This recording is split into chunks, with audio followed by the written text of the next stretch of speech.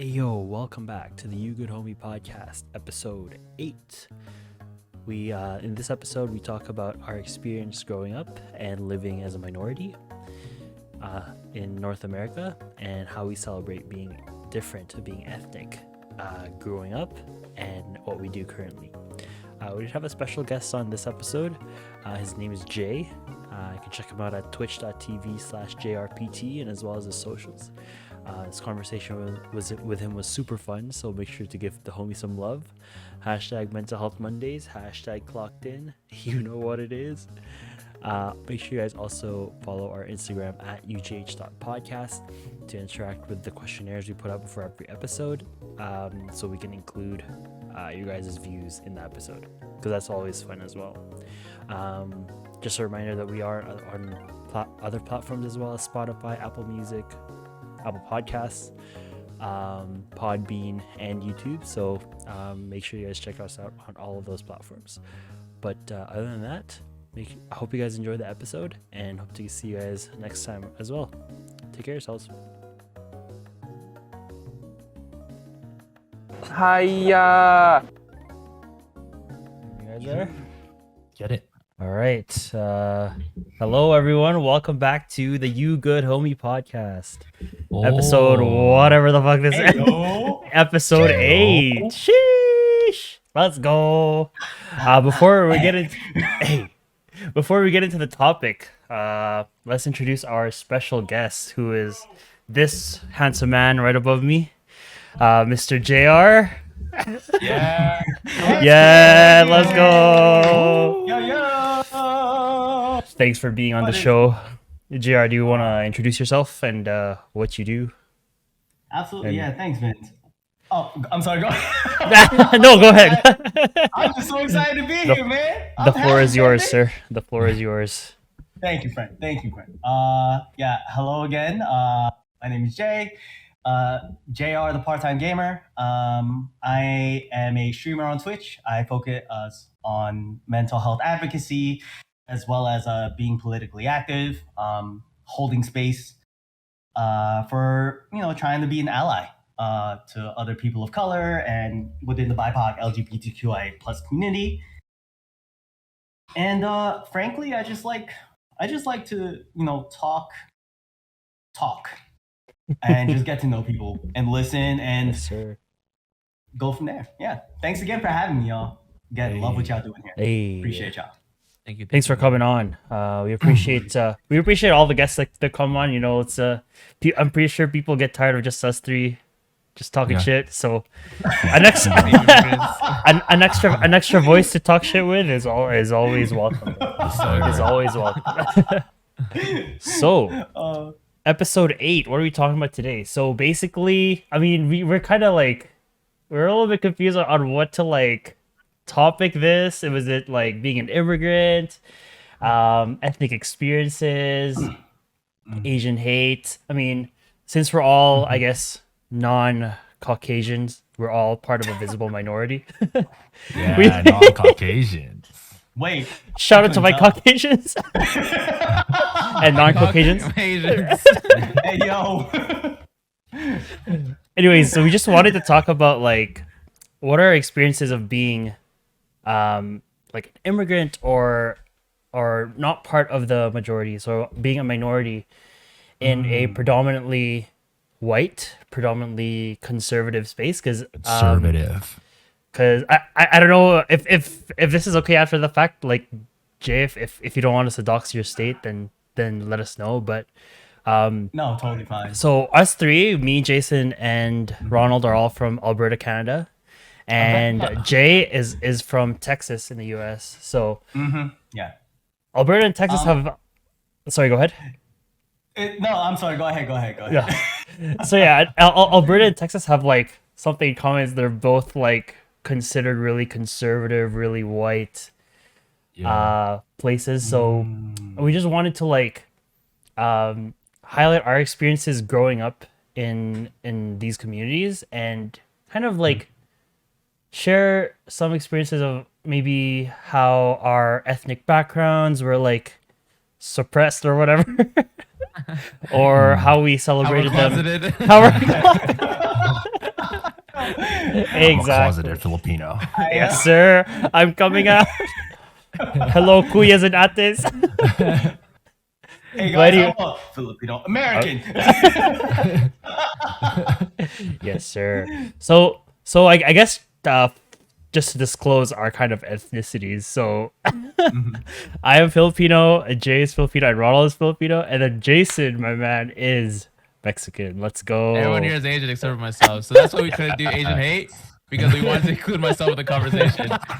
And like for those of you who do follow like the UGH podcast or just myself on Instagram, I was like talking about like asked a question about Asian experiences because I'm not Asian. I can't talk about lived Asian experiences, but this podcast would be mostly Filipino experiences, and then I guess one Hispanic, Latin American experience as well. And you know, we talk about our experiences in terms of like our ethnic backgrounds. So you know, we are people of color, but we don't necessarily have the same experiences as any other ethnic backgrounds. But hopefully, maybe some of our experiences might be similar to yours.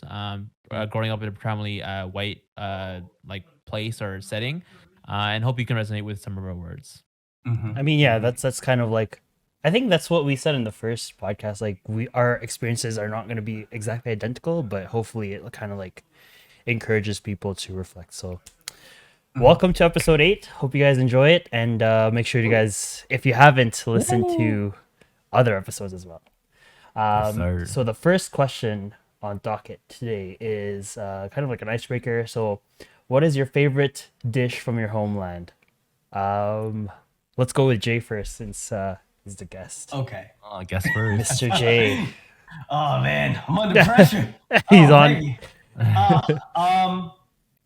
Man, it's funny, like everyone always says lumpia for Filipino food. I'm gonna go with I'm not gonna say it's a bad choice, because one, I love it, and you know, it's my favorite food. Yes, sir. But I'm gonna say kare, oxtail, goated. oxtail. That's a good one. Oxtail with the peanut butter sauce, with the bok choy. Oh, Goated. and the Goated. bogoong. Oh, the spicy, God. spicy shrimp paste. Oh, yo. It hits. It's I'm here for it.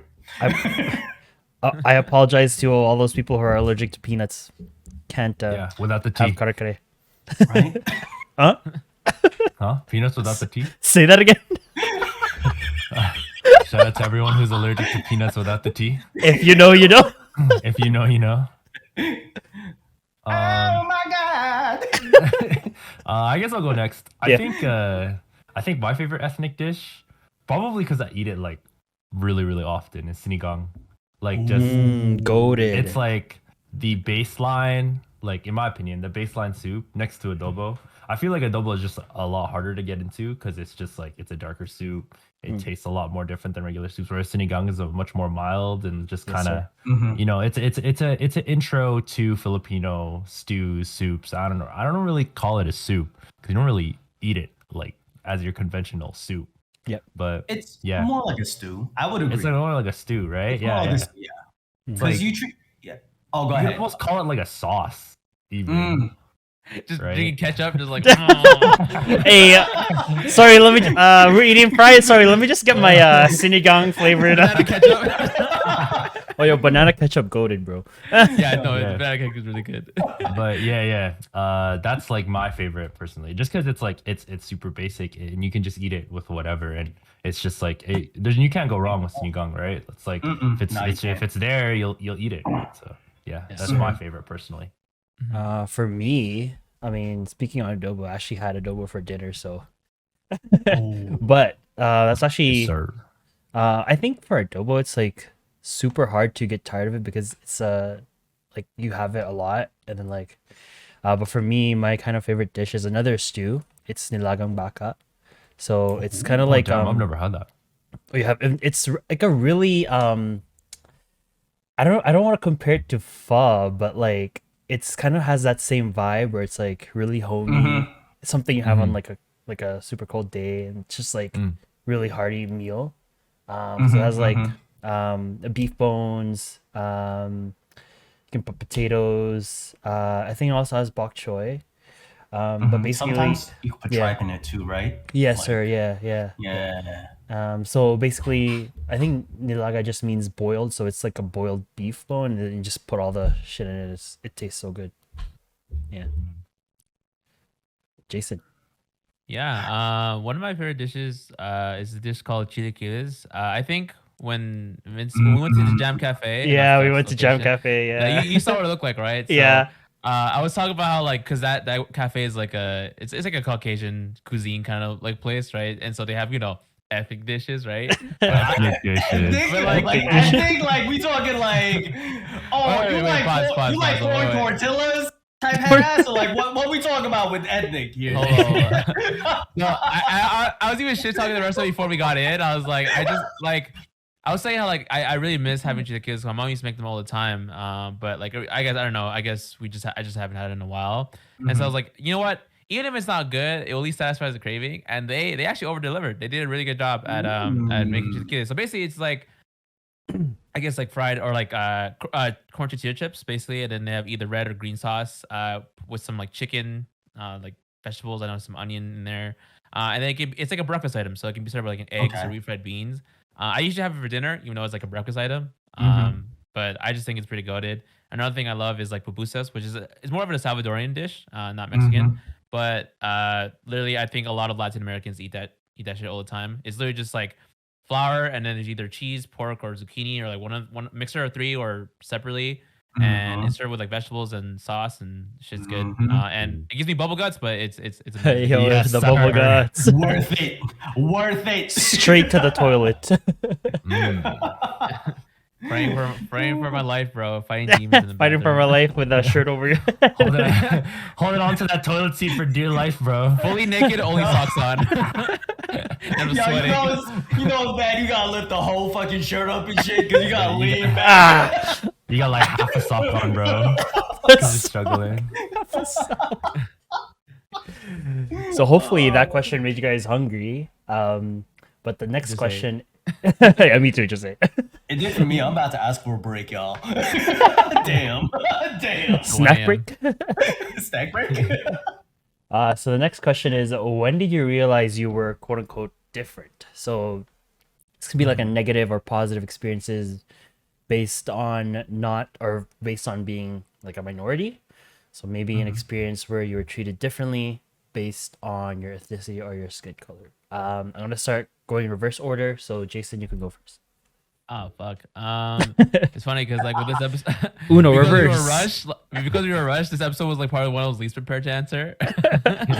But no, I'll answer to the best of my ability. Honestly, like I went to private school for a majority of my younger years.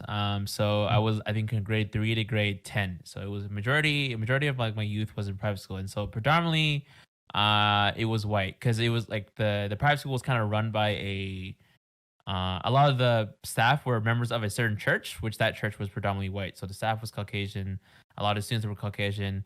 A lot of the like Hispanics and Latin American people were like constantly suspended. So like in order for me to, I guess, like fit in, I had to be like an academic and also just be very like stoic and cordial all the time. And so I actually didn't realize that this was like me kind of not really embracing myself because not that I was ever ashamed to be Mexican, but I never would really like acknowledge anything about me that was Hispanic or Mexican in general. Like I would not claim it, which like to me I didn't really see as a problem, whatever. And also like I just never practiced my native tongue either.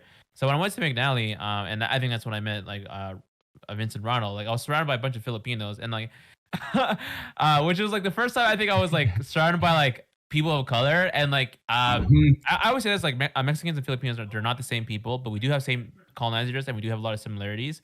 So I think just being in that space, just a big difference of like actually having people that relate to your experiences at least a little bit, was nice. Like yeah, I think just switching schools to like a predominantly like just Caucasian that like white is white, like white out glue stick to like just everyone wants to be and so you think you dance kind of a group. So you think you can ABDC? Yeah, ABDC was a big culture shock, and yeah, like Taylor Swift, what is it, Love Story, whatever the fuck. Periodics. Oh my god, Choreotics. bro. But yeah, that was like a big culture shock. I also noticed that, and another thing I kind of want to pull up is that, and I don't know if you guys experience this in like your own culture, like or maybe within other Asians, because I noticed a lot of Latin Americans, they are hostile towards each other. Like, so I know like Salvadorans don't like Mexicans. People from Panama don't like people from El Salvador or whatever. They're just like they talk shit about all the other like Latin American countries. And one of the things I talk about with some of my Salvadoran friends, that a lot of Latin Americans can agree that they all fucking hate Mexicans. Like, so and that was something that I did experience, because I remember like being just growing up. What is it? There was one experience where I went to like a camp, and like there was this like young kid who obviously I didn't know, I'd never met, and I didn't communicate that I was Mexican, but he just went up to me and he was like, "El Salvador is better than Mexico," and like I was so thrown off. I was like, "What the fuck? Like who says that?" Right? In hindsight, like he was a young kid, so obviously that wasn't an original idea. That was something that was a behavior that was modeled by someone older, whether it was like a grandma or like a grandpa or like a friend who told him to say that. Because I didn't tell him I was Mexican. Like, you know, he just kind of came up to me. And I remember another experience. Like I remember I got in a fight with this one girl, because like I was like in drama class, and like I had to leave early for something, right? And she got upset. Like I guess she just took it personally that I had like a personal life outside of school, and she called me like, "You Mexican," and she like called me Mexican as an insult. Like she called my race as like an insult, and I was like, Oh yeah, like, you felt. yeah, you know what I mean? Like that's like it's almost like using my race as a slur, which is like, hey man, like there's nothing wrong with being Mexican. Yeah, Like that's imagine fair. if I just went to like Bento was like, hey, you boy. Like it's such a weird way of insulting, and like that was something I kind of noticed, like the in-group discrimination amongst Latin Americans. Because yeah, I experienced that like with microaggressions with white people, because like I noticed when I talk to white people, they're trying very hard not to seem racist. So like they sometimes when they say something, it's usually out of ignorance, and like usually like we have a conversation like, hey, just don't do that. It's, you know, whatever. But for I feel with other Latin Americans, like sometimes we're like, they don't give a fuck. They're just like, fuck these Mexicans. And so sometimes it's funny because I talked about this in my Instagram story way back about what is it? I experienced more hostility between all Latin Americans than I do white people, which is kind of weird, because for a lot of people it's totally different. So a lot of people receive hostilities from white people, like the colonizers, right? Which is yeah, that was like a kind of experience like in private school where I kind of learned like, hey, you know, being Mexican was a little bit different. Oh, yeah, and like you know, I am also I usually am an actual minority in some of the groups I am in. Like even if I am a person of color, I know Vince and Ronald can attest to this. Like usually I'm the only Mexican in the group. Yeah. To a point where like if we make Mexican jokes or Mexican dishes, they all look at me. Like that's how a minority I am in the group. But yeah, that's all I really have to say. Eating Taco Bell the other day, just looking at Jason. Hey yo, what would you rate this out of 10? I guess I could go next. So when did I realize I was different? So definitely in the workplace. So I would say like the people in like my workplace is diverse. So it's not really like predominantly white or whatever. But the difference is the culture isn't really. So you can have a lot of diverse people, but if they feel the need to like assimilate into this kind of workplace culture, which is predominantly white. So for example, for hangouts after work or when we're celebrating something, usually it's only one place, and that's going to the pub and like getting a few beers. And I'm like, I hate beer. So just like just to like not, because everyone gets it, right? So just to not like feel left out, I get one anyway, and then I just feel shit after. Crack a cold one with the boys. Exactly, bro. And also they also like to talk about and play golf, and I'm like, bro, this is like really boring for me, right? So I don't know, it's just like not a lot of conversations about like you know like where did you come from, or like how did you grow up, like how did you get like your kind of like your immigrant story, and not in a way that's like, you know how white people are like, oh, where are you really from? Yeah. Right? So more in like not having genuine conversations about like how people grew up and stuff like that. And I feel like that's kind of important to get to know people and get to know like how they work, how they interact with other people and stuff like that. And also a lot of the conversations people have, just like small talk, center around like superficial things, like what they did on the weekend, what housework or yard work they did, or how their kids are. And I'm like, and it's not really more of like a cultural thing. I guess it's more of like the age gap, where I don't really feel like I fit into the culture, but I kind of have to try to fit in. Yeah. You can't take your Filipino Canadian background Exactly. to your workplace. Like, Yeah, exactly. You're just out of place. No, I get where you come from. Yeah, so for example, if people are talking about like how their weekends were, and they're like, yeah, you know, just went to the mountains with the kids, or someone's like, yeah, I just had a barbecue. What am I gonna say? Yeah, I watched a Manny Pacquiao fight with like 50 other people in the house eating lechon, bro. Yes, sir. Yo, we all chipped in for that paper. We all chipped in. You know what I'm saying? Dude, that's a fucking, It's a community. like- It's a community. Yeah, exactly. dude, it's like any Manny Pacquiao fight was like a Filipino major holiday, dude. Yes, Like, sir. back then, holy dude. It's like people run out to the streets when he won. Yo, man. And now he's running for president. Oh no. Anyway, Crazy that's world, besides the crazy point. world. But yeah, that's kind of like my story there.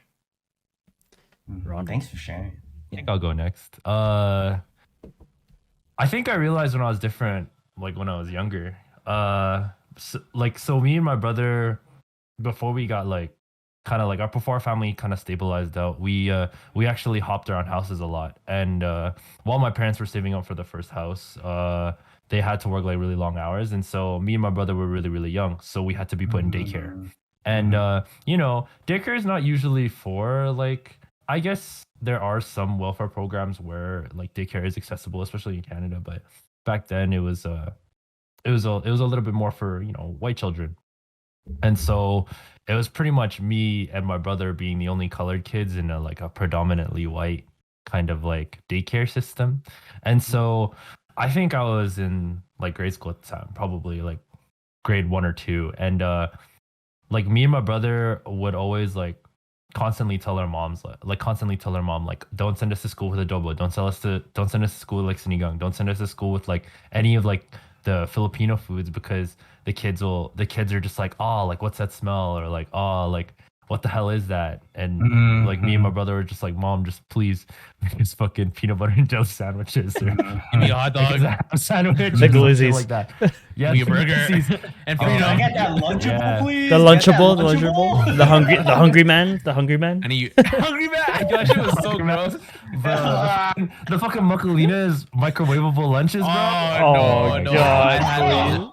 that. That's the thing. That's the thing. I actually had a lot in private school. That shit is so Yeah. bad. It's objectively bad. And if you like La Macalinas, you hate flavor. I'm just gonna say it. So bad, bro. Like, I'm gonna add on to that. I think if you like that, then you think mayonnaise is spicy. All right, fucking fight me. oh man. Fucking fight me. Okay. Yeah, it's just like when I realized that our food wasn't widely accepted, that's kind of when I realized I was different. I think it was never really the color of my skin or anything like that. I think it was mainly the food where it like kind of clicked for me, where I was just like, man, I am different from these kids. Your cultural things that come with your Yeah. culture. Yeah. Yeah. I get And you. like, you know, Manny Pacquiao fights, but Yes, sir.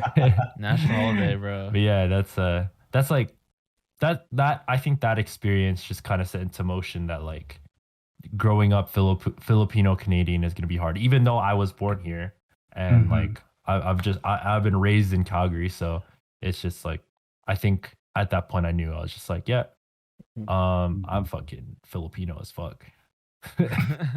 Pinoy ako. Pinoy. Thank y'all. It's so awesome. Like I always love being able to hear a different aspect of y'all's histories and stories, and just how y'all weave it together. So I just want to hold space for that first off and just say thank you. Thanks, sir. And thanks again for having me on the show. I guess to answer the question, it's funny because I live in Texas now, right? I was born in the Philippines. I moved out, but my family emigrated here to the States when I was like a year old. So I've always actually identified as a New Yorker, first and foremost. Like, I've always identified more as an American and as a New Yorker more predominantly because going to public school, I actually didn't have any Filipino friends. Like all my friends were Colombians and Mexicans and like Puerto Ricans. And we'd always go to the park and play ball, or like, we'd be hanging out on the sidewalk because someone's tito's like playing dominoes and shit. So we're all like just chilling. And that's like it was cool because my parents didn't want me to leave the house because my dad was such a racist. Like that I'm gonna answer that. I'm gonna add to that in a different question later on. But anyway, but it's funny because like I always knew I was different in that I was not Spanish, I was not black, I was of color, but I was not of their color, right? And I think the difference, I've always known that, but I never saw it as like a negative thing. It was just something I always accepted, right? And then it wasn't, and so I was at a point where I was going through some stuff in my life where I ended up moving out. I moved out of New York to Oregon to live with my sister to finish high school, and it was a culture shock. Is the least, like, I don't know how else to say it, like, but it was so crazy because I went from literally the bodega to fucking Target, like I just don't know how else to describe it. And Zellers. the town I ended up living in, finished high school in, it was called, it's a suburb of Portland, which Portland is a very liberal city, right? Yeah. But I was in the suburbs where it was still like the biggest thing to do in town was watch the high school football team play on Friday nights. And like Sadie Hawkins dances and poodle skirts were worn unironically and shit. Like, and for me, I realized I was prized as an asset, not so much as a human being, just because like for one, I'm like dark enough to be exotic, but not dark enough to be a fucking threat to society. And like the most dangerous thing about me is my New York accent versus like the fact like, yo, I'm actually trying not to be violent. Like, because I did have anger problems. That's a different thing. But I think like, yeah, I would say my differences, I guess growing up, I always felt like, okay, differences can be celebrated. Yeah. And it wasn't until I was 15, 16 when I started getting stopped by cops and sheriffs just for like walking home, for being judged differently, being ostracized by teachers, and like these microaggressions I faced from other teachers, or even when they meant well, right? Because there's so many times, especially in high school, going to a mostly white high school,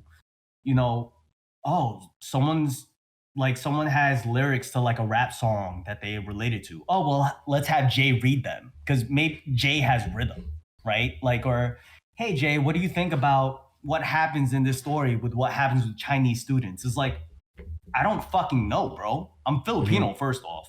Wrong Asian. Second, like, I don't even consider myself Asian. I'm a New Yorker. Like, I could tell you all about bacon, egg, and cheeses. I can't tell you about cultural pride and shit. Yeah, and it wasn't until I became an adult that I've actually started to, be proactive and start to learn more about my culture and history as a Filipino, and to develop my own sense of love and pride for it, right? But it's taken a while to get to do that on my terms. Yeah. So, yeah. So the next question is, how have European beauty standards affected beauty standards among people of your race? So I guess I can chime in first here, and I can touch on. I think Viv actually had a comment or I responded thought to it our was her. story. I had a feeling it was her. Yeah. Yeah. So she mentioned that for Asian people, it's actually like that.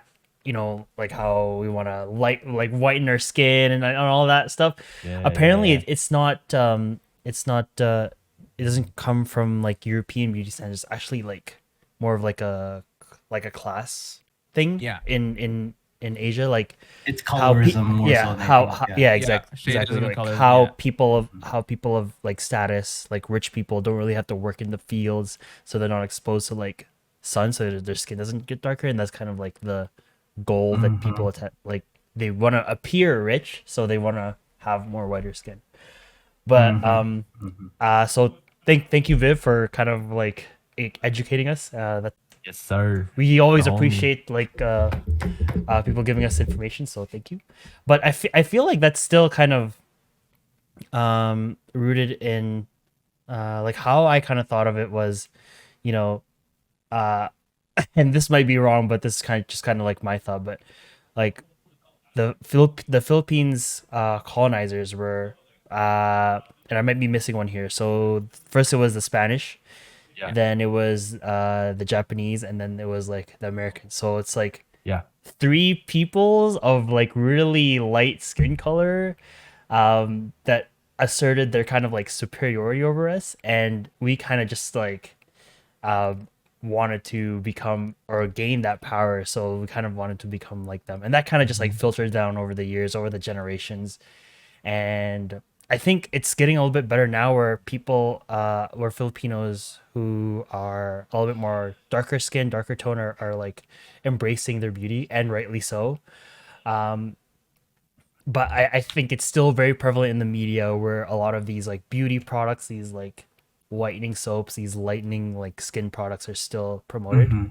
And I know my parents are always like looking for those like products still Yeah. Yeah. for Yeah. themselves. But yeah, so I think that's kind of like what I had to say on this. I was actually gonna comment it because I know a lot of people refer to Filipinos as Southeast Asian instead of just Asian, because like that's because Vivian obviously spoke and we're just kind of talk about like Vivian's comment or like her information bubble about Yeah. her East Asian experience, right? But and like I was gonna mention that like yeah, like Philippines were colonized by Spain. That's like, you know what I mean. So because maybe your lived experience was definitely of like trying to look more white, more Caucasian, right? Because that's what your colonizer were. But for her East Asian experience for lighter skin had nothing to do with the actual white. It had to do with the class and then being in shade, and the hard workers were darker. So like, you know, when people say like all Asians are the same and all look alike, like no, like you have different experiences. Like, you know, you like Filipinos, you could argue that like, you know, maybe your beauty standards are definitely white centric, but you know, obviously Vivian spoke for her experience, right? And so I think a lot of people kind of just group Asians as all one group and like they're all the same, but like you guys have different lived experiences that make you guys who you are. Yeah, exactly. Right. I think that's a good point. Yeah. Yeah. I agree. And I'm sorry, I didn't mean to cut off. I just want to add in real quickly. I agree 100%. And I just love what I do appreciate is Jason, like you even brought this up earlier, right? Where like you were talking about, oh, like El Salvadorians and your story with like, oh, El Salvador is better than Mexico, right? Like just because you identify as part of, you know, a bigger ethnic group, that doesn't mean it's a monolith by any means, right? And like we even see it in politics. You see it in politics. You see it in so many other walks of life and culture, right? Oh, just because you're Asian, like you should know what they're going through, or just because you're Spanish, you know what they're going through. It's like, no, that's not the case. I had a Mexican restaurant and a Colombian bakery around my block, across the street from my bodega, who was owned by a bunch of other Colombians. And that doesn't mean that they were all the same fucking place. Yeah. You know what I'm saying? Exactly. Like, no, it's like even the Columbia bodega and the Columbia bakery, guess what? Two different fucking families, two different groups of people, right? Like, and but it's I also want to acknowledge, like, yeah, I understand that as humans, it makes it easier for us to categorize things and try to classify. But I think with that, a lot of I think what I'm hearing through the subtext and what I feel is, correct me if I'm wrong. There's always that subtext of the bias, right, that comes with it, whether we mean it explicitly by people being virtue signaling, or even if it's people that are going that are trying to be that are implicit, like they don't mean to, but it comes out that way, right? Like I was talking about, oh, when people are asking me, oh, hey, what do you think about so and so forth, like that kind of deal. But Yeah. They need your opinion because you're like the token Asian in the room. Yeah, I was like the token brown guy. Like, it was a high school with 600 people, and it's funny, when I moved to Oregon, it was myself, my twin sister, and my brother, and we increased the Asian population by like I think 60%. And we were the only 3 actual full-blooded Asians. Like, there were other Filipinos, but they were half American, and like, to me that doesn't matter. But it's they're more ethnically ambiguous and more like white passing, or like more, I guess, when you fetishize like Asian women, like they're light skin, and then they don't have the Filipino nose, but they have the Filipino skin, and like that kind of deal, right? Like it's fetishized in like a really creepy way. That was something I actually wanted to commentate, and I'm sorry. I know, like, we're also trying to speak and answer the question, and don't worry. Me too. This is the idea, because I know a lot of people, and I think because I made this comment about the whole TikTok values East Asian beauty standards and European beauty standards, right? Mm-hmm. Mostly because they value that whole like light skin, right? And so and this, I don't know if this is considered racism or maybe considered more of shadism, but I know a lot of people, because that algorithm, it values people who look young. And I remember watching a bunch of like documentary video. It values people who have no blemish in their skin, who have a very light skin. So a lot of times you see a lot of East Asian with light skin and white people in the platform, right? To a point where like no one, if a black content creator like makes like something that's maybe something good, or someone who just has melanin in their skin, like in general, like won't actually receive as much virality as the people who've just film themselves looking at a camera just bouncing like this. You know what I mean? And not to throw shade, because I never want to discredit anyone's talent or discredit anyone's work, but like it obviously does play a role, and it's like people don't value melanin at all. Like I remember, like I was scrolling through my reels and everything, or just like my TikTok, and I was like complaining to my partner, and I was like, is there anyone with melanin? Like literally, I mean, just see like the whitest of whites on my reels. Like it doesn't make any fucking sense, right? And then like I kind of read about it, how like that's like a big controversy in like the whole TikTok and reels algorithm, is that they're not really valuing people dark, because this is what beauty is. And some people like who are uploading content on those whole reels and TikTok really are not talented. Sorry, like like I'd rather watch a banana duct to a wall than watch some of those reels. Like it's pretty bad, but they're there because like they appease the standards, right? And they're being rewarded not because of the work they put in, or just like them being human, or just like, or them being themselves, but they're being rewarded for looking a certain way, and then you're only valued if you look that certain way. And just to answer the question, like I know when I visited Mexico and I was talking to like my grandma, and like it's cool because I got to meet some of my cousins, right? And my cousins, like, they look a lot like me. Like they look so much like me. They look so much like me that even I can recognize that they look like me. The only difference is that because it's Mexico and it's a lot hotter there, and they're always in the sun. They're just like a lot more darker than I am. Oh my god, Zia is so loud. Sorry. They're a lot darker than I am, right? And I know my grandma made this joke, and she was like saying like, oh, like what is it? Why can't you be as beautiful as your cousin who's like lighter? And so she's referring to me, who's like a little more fair skin, right? My dad was like, oh, she's just joking, right? But I was like, and to me, who is like studied developmental psychology and all like all that shit, I was like triggered. I was like, yo, you can't say that to those kids. Like, it's gonna ruin their fucking life, because like that's fucked up. It's a roast, right? It's a roast, but it's like, and I remember she made this comment where she was like, maybe I'll date a black guy for fun, right? As like, it's like I don't know, it's like the not the first choice, whatever. And like I kind of just like stood there and I was like, what the hell is going on? Like what like I was so thrown off. And yeah, like just seeing like even in Mexico, like that beauty standard of like being late and like I'm not sure if like lighting product skins is prevalent there, but definitely like um I'm not gonna say the word because it sounds similar to the N word, but they have this word in Spanish because like our word for black just sounds like the N word, right? And Mhm. it's so simple there, but just to not get like rule of YouTube, I won't say it. But they basically just call them like black, like that's what they call them in Mhm. Spanish. If you direct China, they just call them black, right? As like that's the nickname they have received because they're just darker or they're moreno, like they're just like more Yeah. darker hair, whatever. And so it's like that's considered a roast, right? And like like my parents obviously explained like, oh, is this a joke? But I was like, and like I don't want to be like like this is the wrong way because I feel like that's also very white of me just to do that to like be corrective with how they present. But I was Yeah. like, damn man, like I hope those kids don't grow up hating themselves and compare them to me because like I am more like white passing or I'm just like team light skin, whatever the fuck you want to call it. Like, um, yeah, like that was where I was like, oh fuck, this is it's kind of messed up. Yeah.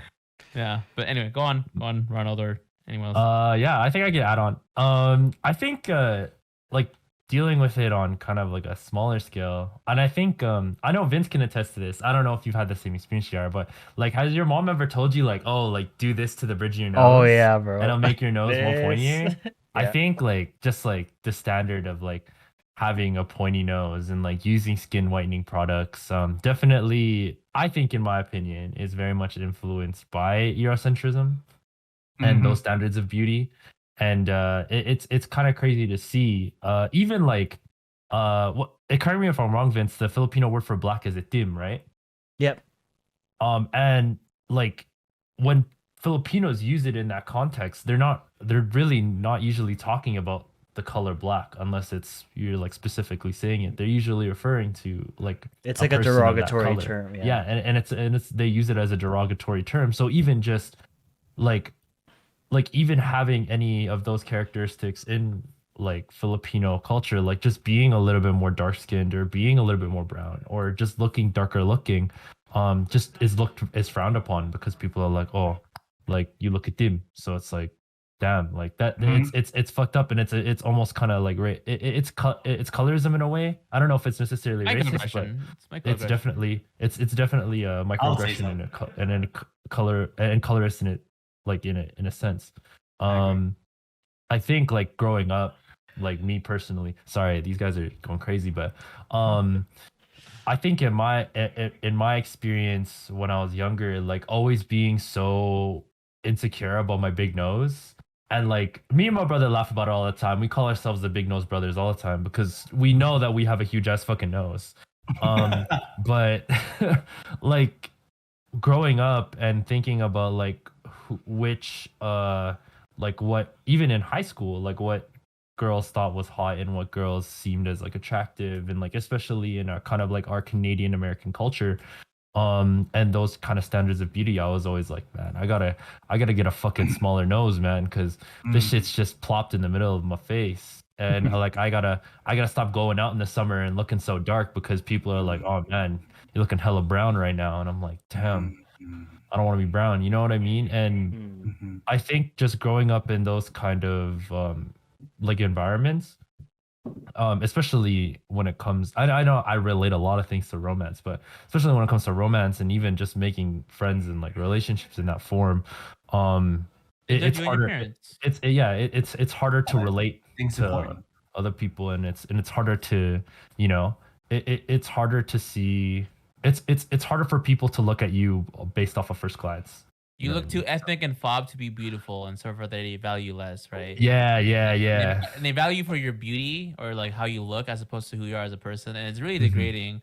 And I know that is more prevalent in like for women as well, like for just women in Hmm. general. Yeah. But yeah, like honestly, just like not being like Caucasian and like it's like, oh, they don't have this. Like it sucks Yeah. because it's like I shouldn't have to weigh my value on just how I look. It'd be nice just to like be Mhm. able to like Uh-huh. exist and be like, yeah, I can breathe and just touch grass. I I don't know, whatever the I'm a fuck. person, bro. Yeah, a person, yeah. So I can imagine it's like very humiliating. Like, yeah. Uh, I can't. Uh, I feel so strongly to that, y'all. I remember just even after graduating high school and just being seen as like, oh, you're different from other guys. And it's like, well, are y- like when girls said that to me when I was dating, like in high, like not even dating, because I never felt comfortable around, not just like I was uncomfortable the last years of high school just because of the sheer volume of white people I was around. Fair, Because I was raised in Queens and in Queens, New York, which is and in my neighborhood it used to be Irish and Italian, then more Spanish. So it's not like I'm not used to seeing white people. Like one of my friends from Sunday school, his last name was Sinelli, for crying out loud. Like he was Italian AF, you know?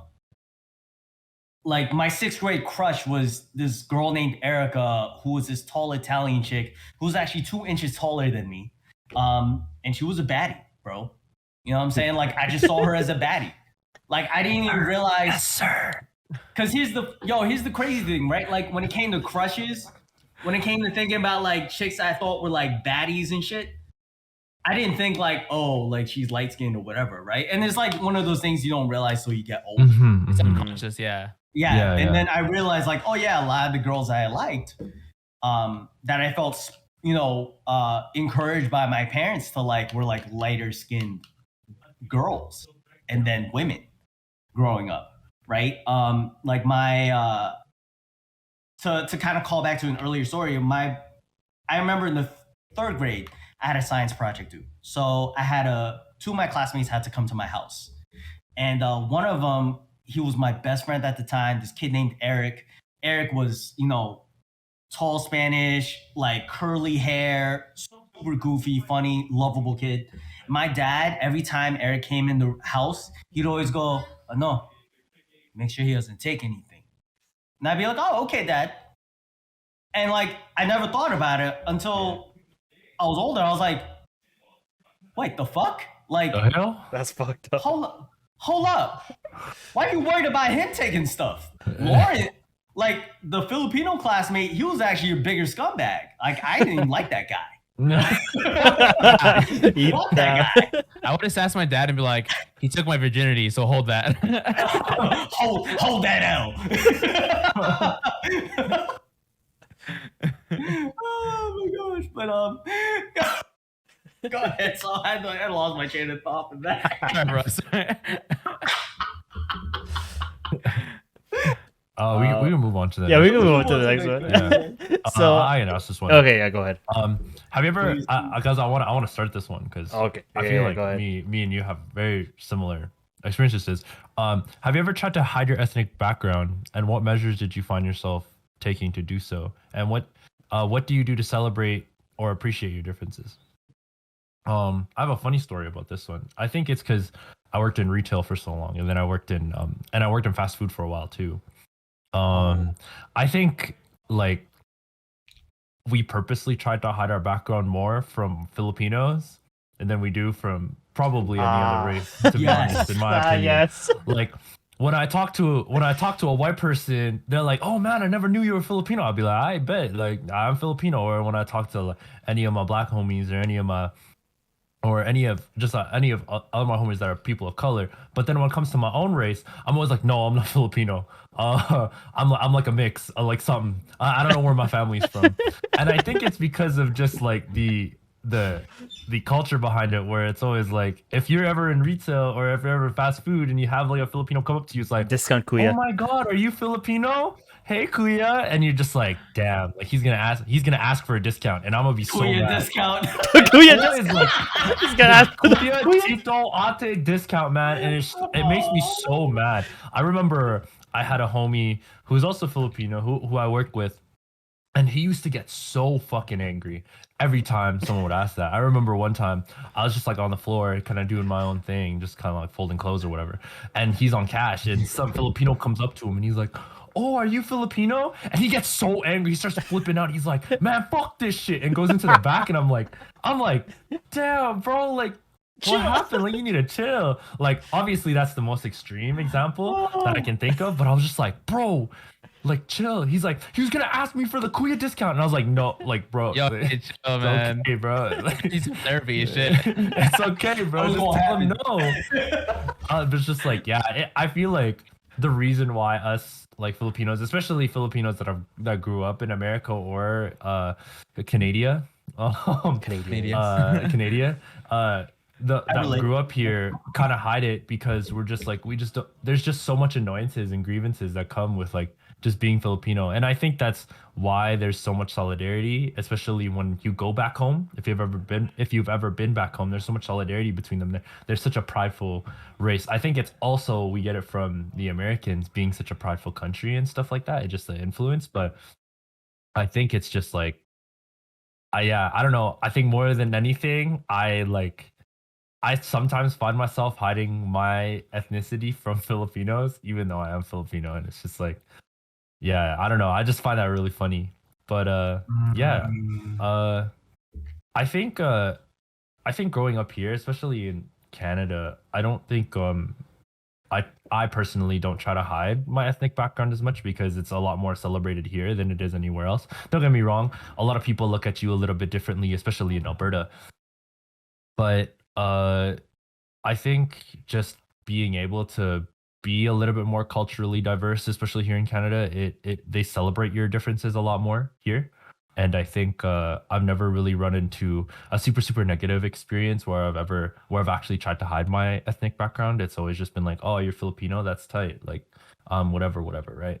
But yeah, I think just seeing like a lot of like stores like TNT and like a lot of like just like even stores downtown where they start to open like Filipino fusion restaurants or just like Filipino or just like and Filipino cuisine starting to come into the mainstream, especially here in North America, is a lot more kind of it's really heartwarming to see that our culture is finally being pushed into the mainstream, especially with like stuff like Jollibee. Like now it's like before you would only find a Jollibee in the Philippines and you'd always try to go back home, but now it's like, man, you can get a Jollibee anywhere. Like just here in Calgary alone, we're traditionally a conservative kind of city. We have 3 fucking Jollibees here, and that's just crazy to Oh me. yeah, there is Like, 3 Jollibees now. That's so yeah, like that's crazy to me, and I just think that it's tight. It's tight. Yeah. Yeah, for me, like, yeah. Oh shit, I gotta have to order the spaghetti party pack after The this. spaghetti party pack.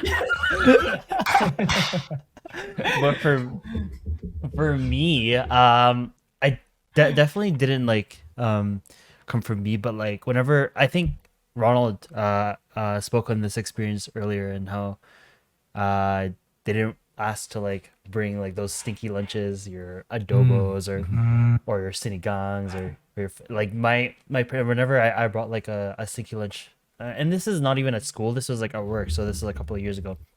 They're like, yeah, like make sure you microwave it when like early so that there's no one there to like smell it. You don't like stink up the lunchroom. And I'm like, okay, well, I mean that's their loss, man.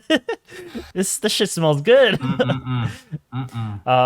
But when I first came to Canada when I was 7, so I wasn't even young, so I could still speak Tagalog.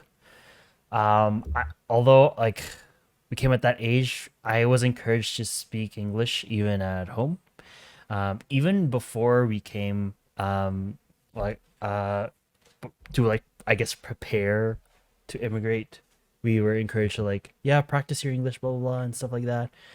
And unfortunately now like I can't kind of hold a conversation in Tagalog. Like, I still know words, I still know like certain phrases and like how to greet people and stuff, but like if you ask me to like speak to a Filipino person in the Philippines right now, like I could not do it, bro. I feel that. I feel that. But yeah, so I mean, other experiences, like I fortunately was lucky enough to kind of immigrate or like be brought up in Canada in a diverse neighborhood.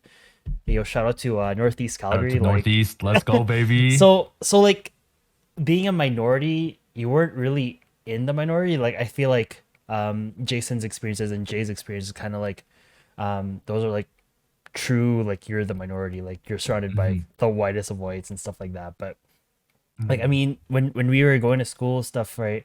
And I think like Jay, like this, we can relate to like Jay's experience in like in New York, where you know you were surrounded by East Asian people, like Indian people, black people, and whites as well. So you got kind of like the whole uh cultural experiences, and everyone was kind of celebrated equally. And that's I feel like a lot of people uh are fortunate to have that kind of upbringing, where you're not really afraid to like show your culture. I feel like if you were brought up in like a predominantly white, majority white kind of neighborhood school, whatever, you're less likely to kind of be proud of your culture or your upbringing, because you wanted to fit in.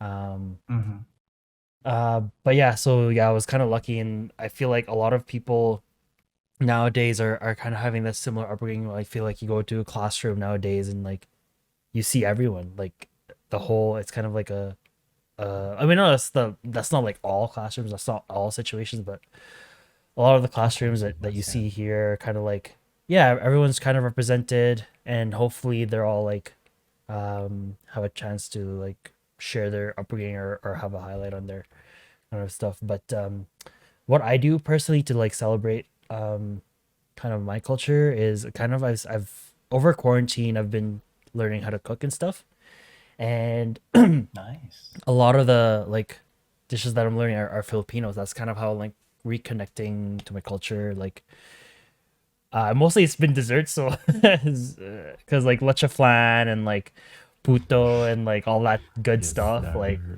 So the important dishes. That's what. yeah, I'm the hearing. important Hold on, right? dishes. It's the Yes, important dishes, right? Yes, sir. Hold up. Okay. I'm just making sure there's no slander. I'm sorry. Oh Go yeah, ahead, exactly. Go Right, ahead, exactly.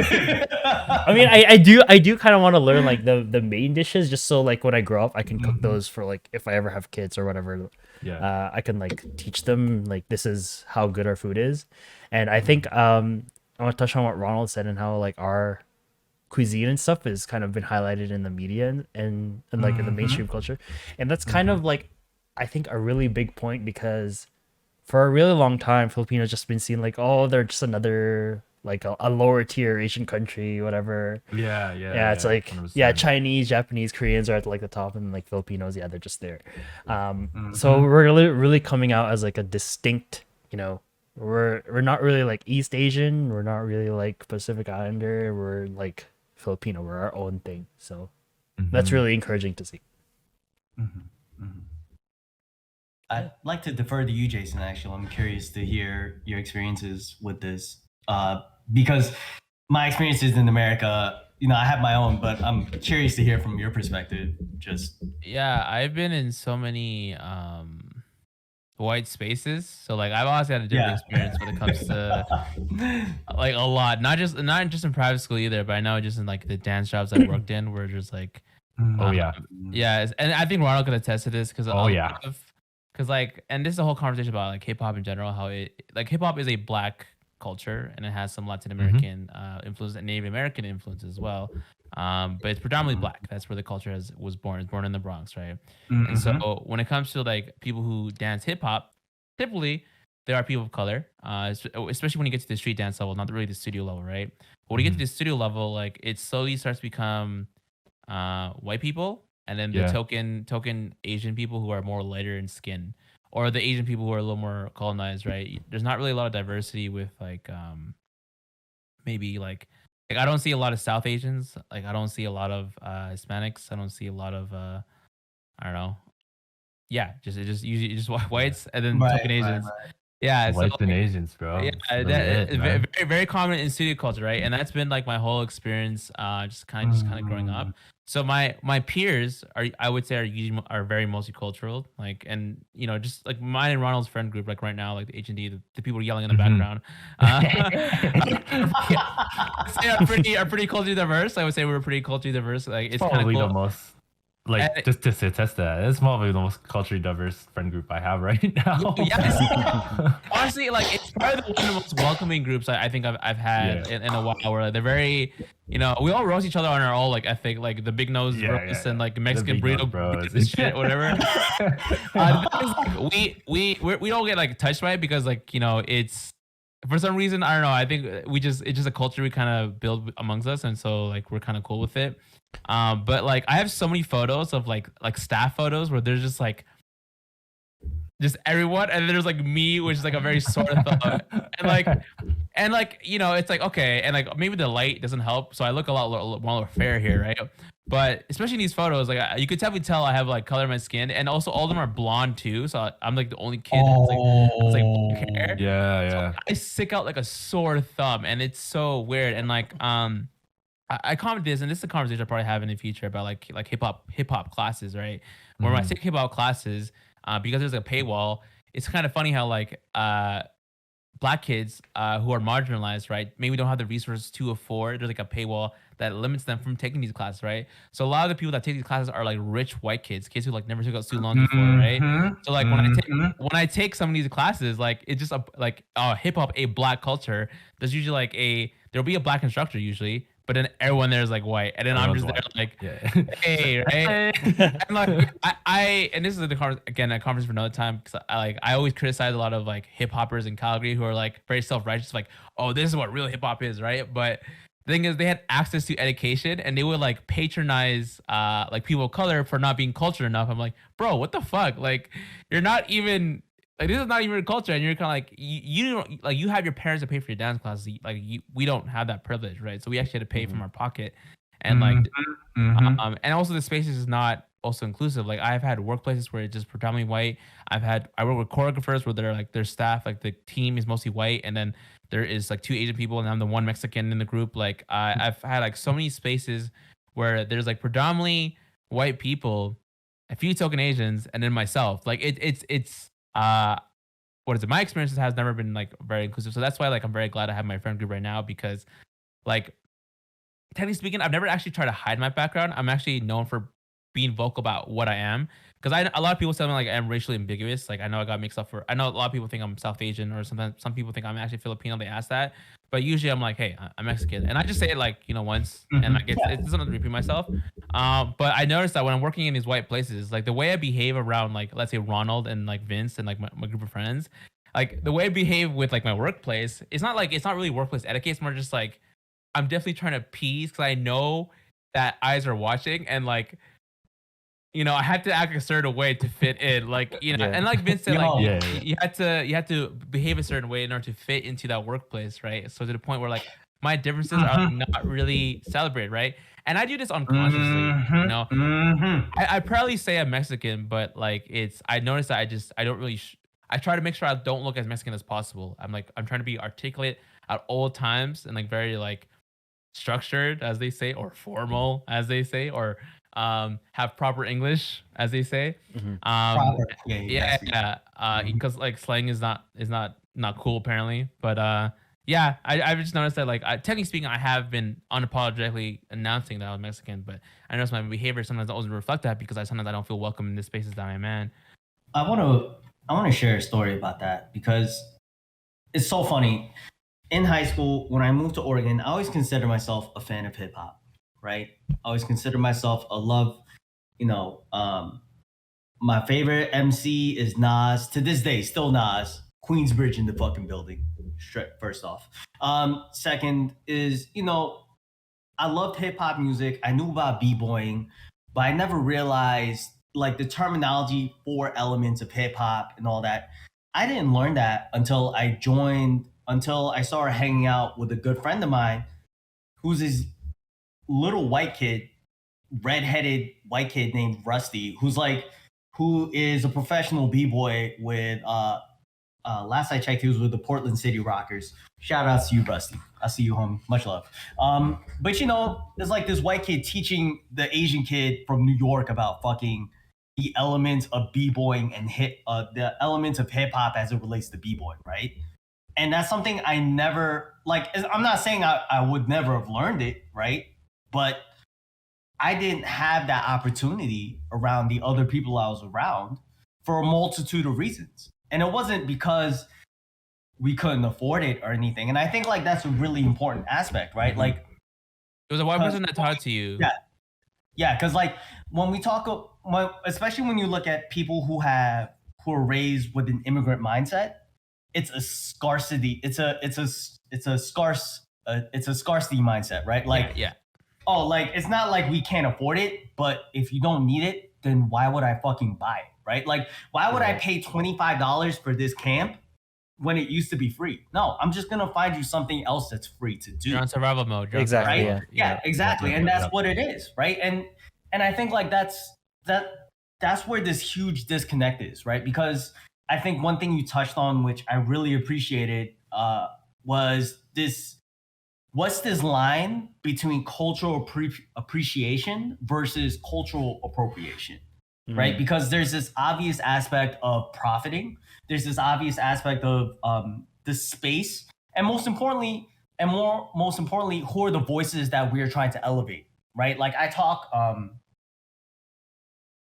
when I moved back to New York in 2012, and I lived there up until January when I moved out here to Texas, right? And one of the key things I learned in the advocacy in working in community advocacy, especially working with other communities of color, is like just understanding like, okay, well, look, I as a person of color, as a man of color, right? Like, yeah, I can both simultaneously acknowledge the inequities that I was faced with, that I was raised with, that I have to work through, and also acknowledge the privileges afforded to me, right? Because I'm still a man, I'm a cis hetero male, right? Mhm. Like, and that doesn't, and just because I can hold space, but then there are other spots where I know like I want to and I need to give space and elevate the Right. voices of others who need to be heard on other issues, right? And so I think like, what's that line? Where do I go as an ally? And I think as a person of color, like the fact that we're always going through so many different labels, and it's not just code switching, but just like what are the implicit rules of not just the people we interact with, but the environments in which we are interacting with them in, right? Because how I'm interacting with y'all online would probably may be different from how I'm interacting with y'all at your would definitely be different from if I saw y'all at your jobs, right? Yeah. Like I'm not gonna be like, yo, what's up, man? Yeah. I'm not gonna come. You are hardly working. I got him. Through the dab, fellow youth. But anyway. but and I think like one of the craziest things about it is just I think about this because in our education system here in America, especially in lower income neighborhoods, right? Like a systemic one thing we see is like they're always, especially in the case of the police, teachers, and teachers are two cases. I see this. I saw a lot of this. Excuse me. Was there's a lot of teachers or a lot of people who serve or police officers who are serving their community, but they don't fucking live in that community. Mm. Like they live in New Jersey, which is literally a river away, or they don't even live in New York City proper. They live in Long Island, which is technically New York State, but it's like a 40, 50-minute drive away. And so when you don't work in the communities you live with, right, there's this aspect of like othering, right? Like, and not just that, but then there's like this implicit bias of like, oh, well, I am being a savior to these people, right? There's this white saviordom, or like, oh man, like, why can't these people just get it together, right? And I realized like that's just something that I had to work through as a youth, and even now as a man, and even still today as a man, like navigating through these different environments, right? Where now I have a job in the tech industry, which is predominantly white, and white and male, and so I attribute, I'm going to be able to find success, but like I'm still navigating that myself, right?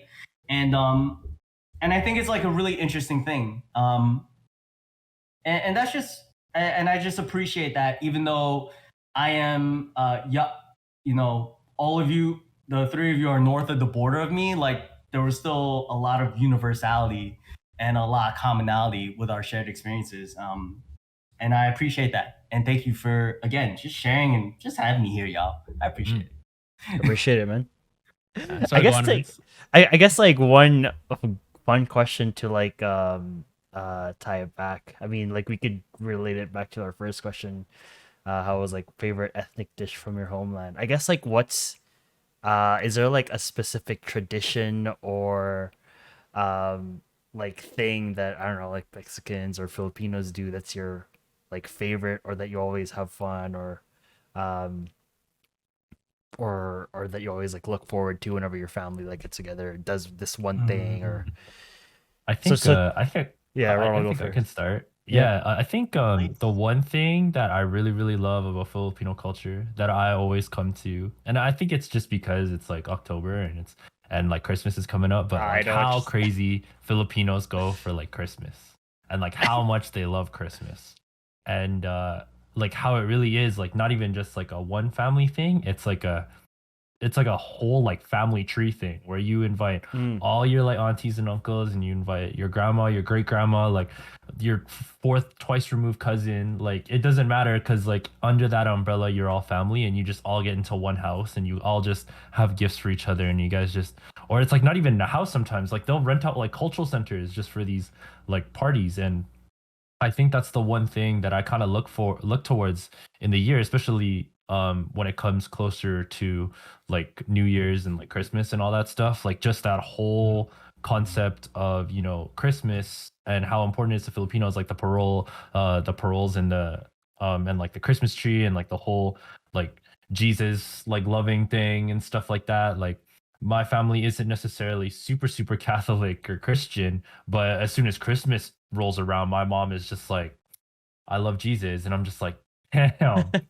But yeah, I know one of my favorite things about like Filipino culture is Christmas. Always, always will be, because of just the fond memories that I have behind it as Mhm. well. Yeah, I definitely second that. I mean, like every I mean, like since I moved to Canada, like most of my family is back in the Philippines. But when we did like get together, it was always so fun, like, setting off fireworks and like the road, trying not to like get your arm blown off. All the food, all the like the Noche Buena and like all that you just Yeah, it's yeah. just like a family event, right? Like it's like a where like one period in the year or a couple of days, like you don't have to worry about work, you don't have to worry about whatever else is going on in your life. You're just surrounded by family. And I think that's kind of like one aspect of Filipino culture that kind of like I do miss, since most of my family is in the Philippines. But like when you go back to the Philippines, kind of like they welcome you with like open arms, and that's kind of like something that I enjoy as well. It's always a fun time when I go back, and yeah, just like yeah, that aspect of family is kind of like one thing I really appreciate from Filipino culture. So yeah. Awesome. Awesome. I could go next. Man. Or do you want to go? Okay. Okay. No, I'm trying to think still. I'm sorry. No worries, no worries. Yeah, because I was gonna say, because I was like grew up in like a private school and everything, a lot of these traditions were actually lost, and so like Ronald basically took my only option of the family gatherings of holidays, because like that's literally the Yeah, only yeah. experience I have of like Hispanic like celebrations. The thing is, like when we immigrated to Canada, we have no cousins, no extended family besides just the four of us. So it's just me, my mom, my brother, and my dad. So just the four. Those are the four like Hispanics in our family, right? So when we do family gathering, usually with a family friend, and so it's almost like family. Mm-hmm. We don't really do this as much anymore, because I think the families have drifted apart, and like my parents are also not that social, and they got a lot busy doing other things, and also because of COVID, whatever. And kids are getting older as well, and Yeah. but one of the things we used to do is like always celebrate Christmas, New Year's together, Thanksgiving together, and like we would just like, it would just be a vibe, because it'd be a bunch of Hispanic dishes, and like we would just like it's funny because we also watched like the Pacquiao fights, even though like he's Filipino, and we'd watch we will see how Filipinos hold resentment towards Hispanics because like Marquez like knocked him out that one time. Yeah. And they're like, hey, that was an epic contest. I know enough to like, hey, I empathize with you. I know it was kind of sad to see, but like, hold this out. Hold that. But it was just like things like that, like watching fights together. I was never really into soccer. I tried it when I was younger. I fucking hated it. I didn't want to do it anymore. I was like, fuck, man, I can't kick this ball with my feet. And then I ended up becoming a dancer and, not using my feet a lot. Usually my favorite family or favorite ethnic tradition was just the actual family component of like, hanging out with a bunch of Hispanic people in the room. Yeah.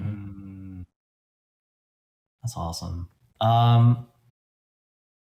It's funny. I'm pretty sure if you asked me this question a year ago, I would have said the same thing. I have such a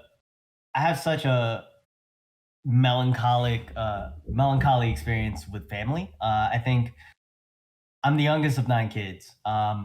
There's been a lot of changes I've made in my life to where it's led me to here and starting over in a lot of ways. Mm-hmm. So I guess the cop out is not a cop out. The easiest way is like I could think about the concept of family and what it meant for me as a child and how I related it to my identity as a Filipino child. And it was one of the few times where I could be unapologetically Asian and enjoy rice and enjoy, all the stupid stuff that, just like hanging out with cousins and playing and, like you enjoy it's one of those few the holidays were just one of those rare times where I could be unapologetically more so than anything, just a child. Right. And I think that I guess that would be it. The concept of family, though, for me, it's something I've had to constantly redefine, and I found myself in a position where how I define it now is very different from how I defined it a year ago. Not just who I have in there, but who I consider the prerequisites to consider someone in that circle. I guess as well. So more than blood, it's it's what you consider family. I feel that. I feel that. Yeah. So but yeah, no. That and my cousins were always much better off. So I just remember going to a cousin's house in New Jersey and like we go out and just eat, and I'm just thinking about food now because I'm hungry. And that McDonald's around. I'm kidding. No, I'm kidding. Yo, we gonna turn this into one of those Team Wista podcasts. The mukbangs, bro. The mukbang. No, please. I remember playing alcohol computer that night. Oh my god, bro, that was not. Many clips were produced from that stream. That was the most mustiest like get together we've ever done. But the content. Always for the content. Anyway, so all right. So we've been recording for an hour and 40. So I guess we can call it there. Again, thank you, Jay, for joining us on this podcast and your wise words. We really appreciate it. If you want, you can plug yourself one more time, or where people can catch you. You can. I stream once a week, Mental Health Mondays on Twitch, twitch.tv/JRPT. Yes, sir. Also, you can find me on my socials, JR the PT Gamer, and I love the sound of my own voice. So please give me an opportunity to keep doing this, blessing you with my voice. Yes, sir. Stay humble. Stay hungry. Stay humble.